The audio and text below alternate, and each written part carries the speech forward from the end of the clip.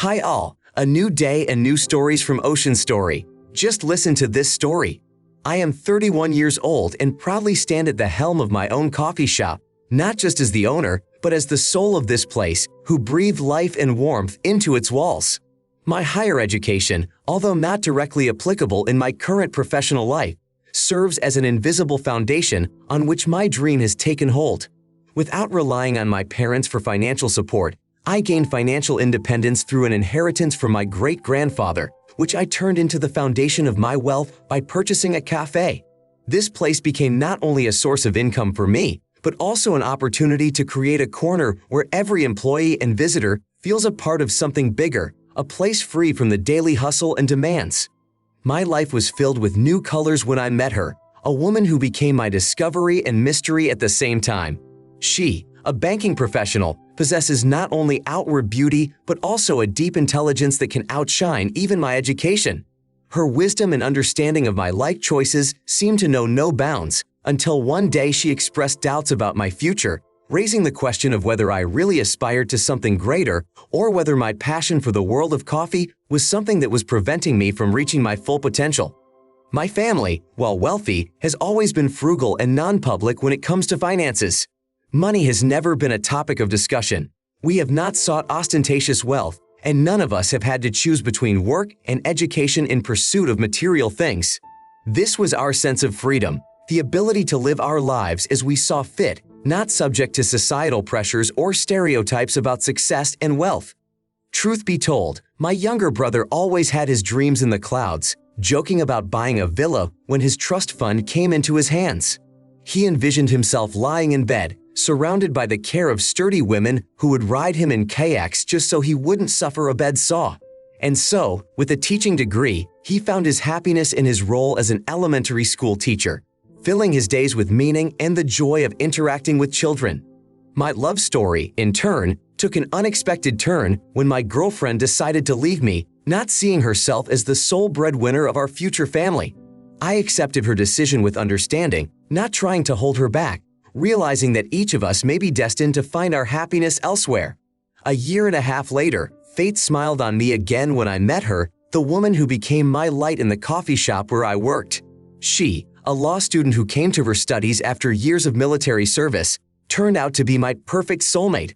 Our wedding this summer was the culmination of our love, and despite everything, I invited friends and even my ex, who, upon learning of my marriage, texted me to congratulate me.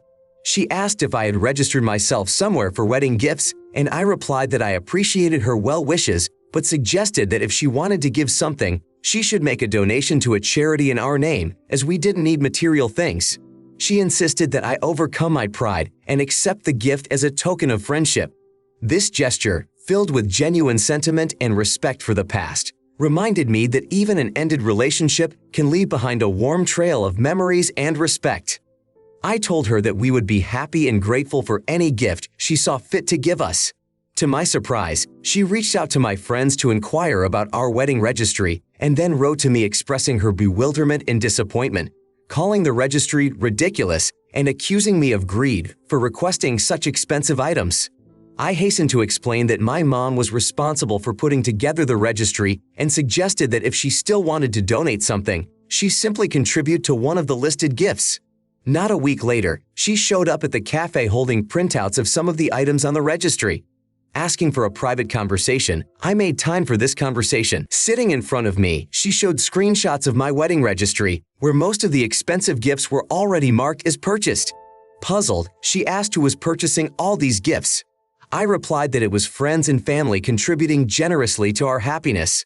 Then, unexpectedly, she pulled out my grandmother's biography, as if trying to find in this historical context a key to understanding our present and perhaps to emphasize the connection between the past, present, and future of our family relationship. She suddenly remembered a woman from the past and decided to ask if it was the same one. My affirmative answer asked her to keep my family stories, which she seemed to have inadvertently learned, a secret from prying eyes and ears. But lo and behold, a storm of misunderstanding erupted as she expressed her frustration with our relationship, believing she was wasting her time waiting for me from work, dreaming of the day I would finally get a real job. I tried to explain that for me, Running my own store is more than just a job. It's my passion, my calling, and I can't imagine myself paying someone to do something I don't enjoy for money I don't really need. However, my words only added fuel to the fire of her indignation. She accused me of pretending to be a poor slacker, drifting through life without purpose or ambition. Her anger reached a climax when she stated that she could reconcile herself to my lifestyle if she was convinced that I was capable of contributing equally to our relationship. After all, the entire time we were together, I had spared no expense on parties, dinners, gifts, and even our unforgettable trip to Florida I had paid for in full. These words, like a mirror, reflected the depth of misunderstanding between us, emphasizing the gap in the perception of values and priorities of our life together. I think she really thought I was trying hard to impress her, when in fact my actions were far from any effort in that direction. My finances, including my credit cards, are set up for fully automatic payments, eliminating the need to constantly monitor my spending. When she shared information about my family with our mutual friends, it caused controversy among them. Some were already aware and preferred to remain silent, while others felt unfairly burdened when we shared bills together in public places. My attempts to maintain an ease of communication may have been perceived as an effort to show off my barista skills in a less than favorable light. There are also those who feel that I should have opened up and admitted my financial situation before the relationship reached the breaking point. I feel like I acted like an idiot by allowing circumstances to play out in such a way that my ex felt compelled to leave. While I understand her desire to be around someone who can contribute equally to the relationship. If she really doubted my ability to support myself without credit card debt, why wouldn't she have expressed those concerns directly? Instead, it seems that she made the mistake of thinking of herself as a gold digger, and now her actions are causing confusion among her friends, who are beginning to act strangely upon learning the truth. This behavior only underscores the assumption that she thought she was the best thing that could have happened to me and now wants to show her generosity by choosing the most expensive gift on the list. To feel good about herself, she has apparently decided to immerse herself in the world of expensive gifts you've chosen. Your instincts from the first moments of communication suggested that she wasn't right for you, which is why you were reticent to share the details of your financial situation with her. Surprise overwhelmed me when I learned that your ex, despite the breakup, felt the need to research your wedding list in an attempt to assess your financial situation. Not only did she show signs of being a gold digger, but her eagerness to dig deeper and learn more about your wealth after your breakup and your engagement sounds absurd. You really dodged a bullet, as her behavior gives off all the signs of a gold digger who, however, missed her chance at the jackpot. A real gold digger would have put a lot more effort into maintaining the relationship while she was still in the game. Now she looks nothing short of a clown in this story. As for your coffee shop, it's great that you have a business that makes you happy. If you find fulfillment in running your store and it makes you happy, and your finances allow you to live the life you want, there's nothing wrong with following your heart. Not only is it a sign of your independence and self-sufficiency, but it's also an indication that success in careers can take many forms, not necessarily those measured only by the size of your bank account. Next story. I am 29 years old, and as a woman on the cusp of a new chapter in my life, I am looking forward to my wedding in 5 months. In anticipation of this most important event, I found myself faced with the daunting task of choosing the perfect wedding dress that would reflect the depth of my feelings and dreams for that day. Visiting numerous boutiques and spending countless hours searching the internet did not bring me any closer to my dream. In that moment, I shared my experiences with a coworker named Lily, whose 30 years of life are illuminated with wisdom and insight. She opened my mind to a solution by suggesting I turn to her sister-in-law Ruby, a 23-year-old young maker in whose hands fabrics come to life, transforming them into works of art. Ruby, endowed with an incomparable talent and sense of style, took on the task with an enthusiasm that ignited hope in me. Together we gave life to my dream dress, carefully discussing every detail and design element to ensure it perfectly matched my desires and vision. Ruby was loving and attentive to my requests, offering constant updates throughout the process of creating the dress. She even gave me the opportunity to make last-minute changes to the design, subtly adapting it to my vision of perfection. We pre-negotiated the price, which Ruby insisted on from the beginning, informing me that all possible changes would be included in a flat rate, paid for by me in installments. After the job was completed, I excitedly picked up my dress, settled the remaining balance of my payment, and was unsparing in my words of gratitude to Ruby for her unrivaled contribution to the lead up to my wedding day. In appreciation, I left a rave review and promised to spread the word of her expertise to my friends, wishing that many more brides would find their perfect dress thanks to her golden hands. Lily, yesterday, approached me on behalf of Ruby to ask about my impressions of her wedding dress. I didn't miss the opportunity to praise Ruby for her invaluable help in creating my dream dress. However, the conversation took an unexpected turn when Lily asked why I hadn't left a tip for Ruby for her labor, given the magnitude of the work and the complimentary alterations she had done for me. Lily emphasized that custom wedding dresses usually cost significantly more, and that Ruby had given me a discount and included alterations at no extra charge based on our friendship. I was stunned to receive a passive-aggressive message from Lily on Ruby's behalf and responded that such behavior seemed extremely unprofessional to me. I mentioned that if Ruby was expecting a tip, she could have factored that into her pricing at the outset so as not to put the expectation of additional charges on the customer when the job was completed. As someone with no experience in ordering customized items, I admitted that I was unaware of the accepted tip standards in such cases and expressed doubt about my guilt. Discussing the tip situation, which turned out to be a non-obvious expectation, led me to reflect on how difficult it is sometimes to find common ground when it comes to finances and gratitude. Writing a rave review was my way of expressing my sincere appreciation for Ruby's hard work, and assuming that I should have guessed the desire for a tip beyond the agreed-upon price seemed ridiculous to me.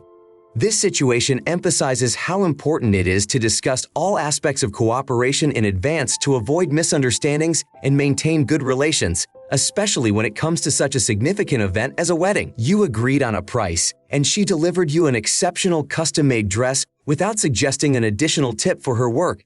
When you pay a premium for a dress created specifically for you, it is expected that any changes affecting the cost due to increased work will be negotiated and agreed upon at the time those changes are made to the design and details of the dress. In the world of professional services, where work is priced and paid for by agreement, tipping practices may vary, but they are not universally accepted for all professional activities. Professionals such as lawyers, mechanics, doctors, and contractors usually disclose the amount of their fee, and clients pay just that with no suggestion of additional payments in the form of tips. This situation with Ruby may be a valuable lesson for her in evaluating her services and work. If the amount of work exceeded her expectations, this should be a time to rethink and perhaps adjust future pricing strategies, rather than a premise for uncertain tip expectations from the client. A similar situation happened to my husband's sister who got married last week. This story is not about bragging, but about how societal expectations and perceptions of beauty can affect personal perceptions and relationships. Having always been considered physically attractive, I've encountered the fact that beauty brings both pros and cons.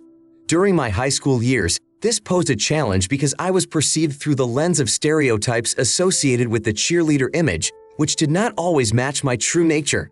The fact that other people often paid attention to me only because of my appearance sometimes created the illusion that they perceived all my actions as directed against them. This became especially evident among the girls, who may have seen me as a threat or rival, without realizing my true self and intentions. This relationship dynamic left its mark and led to some tense moments in my life. At a wedding at a very beautiful venue that my husband and I were invited to, I decided to dress up a bit. This was especially important to me considering I had a baby just 3 months ago. I chose a dress with a neckline, wanting to feel beautiful and confident on this special day. While the bride and her husband were busy meeting friends, some family members approached me with compliments about my outfit, emphasizing how good I looked after having a baby. These comments were nice, as many people enjoy discussing such changes. However, another incident occurred because we did not bring our baby with us to the wedding. A friend of mine who lives nearby agreed to watch him since the baby is breastfed. She had to bring him to me twice so I could feed him. The first time was challenging, but necessary to ensure my baby's comfort and well-being, even while it's such a significant event. This experience highlighted the difficulty of balancing the role of a young mom and social event attendee, and the importance of supporting loved ones in these circumstances. As toasts were being made at the wedding, I took advantage of the moment to seclude myself in the car to breastfeed my baby in peace and quiet. After the first feeding, my friend departed, but then there was a desire among the guests to see the baby, and so, in between musical numbers outside, some of our loved ones came up to welcome the new family member. That same day, my other relative, my sister-in-law, posted photos from the wedding on social media, including a shot of me, signing it, with the most beautiful doll, as she sometimes affectionately calls me Barbie. However, the gesture was met with mixed reviews, and my sister-in-law expressed her disapproval on Instagram, claiming that some people seek to draw attention to themselves even at important moments like a wedding. After seeing her post, I decided to text her, trying to smooth things over by saying it's okay, but she didn't respond that day. The next day, she expressed her displeasure to me, emphasizing that my response showed my insensitivity to the situation. She explained that the post was about me, motivated by the reaction of people who had marveled at my beauty at her wedding, noting my looks, my husband's luck, and my child's beauty. I apologized, though I couldn't fully understand how the incident was directly related to me. She claimed that my actions were intentional, based on comments under a photo I posted where people expressed admiration for my looks and my child. She insisted that I had sought to overshadow her wedding by making myself look better and drawing the attention of guests to myself and my baby. Her words suggested a female competition, the idea that my actions, my dressiness, and weight loss after childbirth may have been calculated to somehow hurt or overshadow her on her special day. It is hard to understand why female rivalry sometimes reaches such a degree of intensity that even joyful and meaningful moments, such as a wedding, can be overshadowed by feelings of competition or dissatisfaction that the guest's attention is not focused solely on the bride. My child, with all the desire to bring more joy to the day, could never be the cause for such difficult emotions, because his presence at the celebration was just an extension of the celebration of life and love. In this situation, I tried to find a balance between protecting my reputation and understanding the other person's feelings, even if they seemed unreasonable. It is important to maintain goodwill and strive for mutual understanding, even when faced with misunderstandings and accusations, because in the end, we all seek harmony and happiness in our relationships with others. A story that really surprised me. I am 30 years old, and today I can proudly say that I am quite a successful person. At the heart of my success is the immeasurable contribution of my parents, who not only gave me a wonderful childhood, but also became the basis of my motivation and aspirations. Their support during my school years, helping me graduate debt-free and using my mom's contacts to find a well-paid job after university were key moments on my path to success. Without their help, I might have ended up in a very different place. However, despite my achievements, I face constant pressure and criticism from my parents. There doesn't seem to be a single aspect of my life that they approve of. My life is subjected to endless analysis and judgment, even though I give them no reason to worry about my lifestyle or career choices. They genuinely believe they know best what's good for me, even when it comes to personal space and home comfort. For example, on my father's birthday, which we celebrated in my apartment, every element of my home was criticized by them, from the size of the dwelling to the operation of the kitchen stove. Their incessant criticism and comments that they only wanted the best for me and that after all they had done for me, I deserved more, made me think about the measure of my gratitude and independence. Feeling that my accomplishments over the past 8 years and my current life deserved to be recognized, I decided to show my gratitude in an unusual way. I wrote them a check for a substantial amount, offering to hold it as a symbol of my gratitude and independence, showing that their investment in my life and upbringing had paid off and I was now standing on my own 2 feet, ready to appreciate and respect their support, but at the same time living my life. I took a picture of them with the check the moment they, embarrassed, asked me the reason for this unexpected gesture. With an open heart, I explained that it was my way of reimbursing them for all the financial costs they had incurred in investing in my upbringing and education, especially given their perception that I had not lived up to their expectations. My words were filled with love and appreciation for their support, but I also wanted to emphasize that by giving them their money back, I was striving for independence in my decisions and outlook on life. As they left my apartment, they were clearly upset and annoyed by my action. My brother later informed me of their disappointment, but I remained steadfast in my decision. My desire was not to offend them, but to have them recognize my autonomy and the right to live my life as I saw fit, not subject solely to their expectations and dreams for my future. If my parents' support and love had been focused on encouraging my aspirations rather than constantly criticizing me, the relationship between us might have been different. Understanding and recognizing that parents play a key role in the upbringing and development of children does not preclude the need to respect the choices and boundaries set by children who are already adults. Many parents find it difficult to restructure their relationship with their children, accepting them as adults, autonomous individuals with their own views and life paths. Unfortunately, not all parents are able to reach this level of understanding and acceptance. It is important for Op to realize that her parents' willingness to invest their time, resources, and contacts in her stems from their perception of their role as a parent to provide their child with a nurturing childhood in the best possible start in life. They have certainly fulfilled their parental mission, for which they deserve thanks. But understanding that their role as parents transforms over time becomes key to building healthy adult relationships. In this context, writing a check as a symbolic act of returning a debt can carry deep symbolism, but it also risks miscommunication and disconnection. Instead, Op should cancel the check and look for other ways to express her independence and gratitude without creating financial distance between herself and her parents. Resolving conflicts and building an adult relationship with parents based on mutual respect and understanding will be a more productive approach to maintain a warm and supportive bond. Perhaps therein lies the true solution to the problem, where both parties are willing to recognize and value each other's contributions without regard to material valuations.